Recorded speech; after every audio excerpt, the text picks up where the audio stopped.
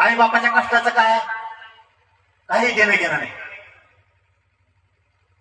मासाहेब जिजाऊंनी स्वप्न बघितलं स्वराज्याचं, छत्रपती शिवरायांनी ते पूर्ण केलं. तुमच्या आई बापानं स्वप्न बघितलेलं पूर्ण करायची जबाबदारी तुमच्यावर आहे. भंगार पोराच्या नादी लागून दारूच्या मेसनी जाऊन तुम्ही भंगार बनायला लागला, त्याच्यामुळे बसू लागला विनाकारण. आजपासून 100% बदल झाला पाहिजे.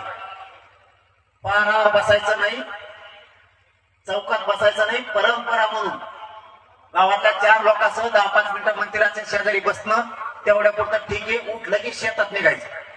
कितीही पोरग शिकलेलं असलं तरी तुम्हाला जोपर्यंत नोकरी लागत नाही तोपर्यंत आई बापा सगळ्या मराठ्यांच्या पोरा शेतात कामात जायचं. अजिबात लाजायचं नाही. आपल्या आई बापा जर एक गोणी भरून कापूस आणत असले तर आपण सुद्धा एक डोकर गठोडे घेऊन चालू लागा, आई बापाला आधार मिळत. आई बापा दूध काढणार असले आणि तेच विकास जाणार असले तर तुम्ही जा, आई बापा तोपर्यंत आराम करते. तुम्ही बाजार झोपा ना घरी, बाप दूध पण करतो आणि विकायला पण घेऊन जातो.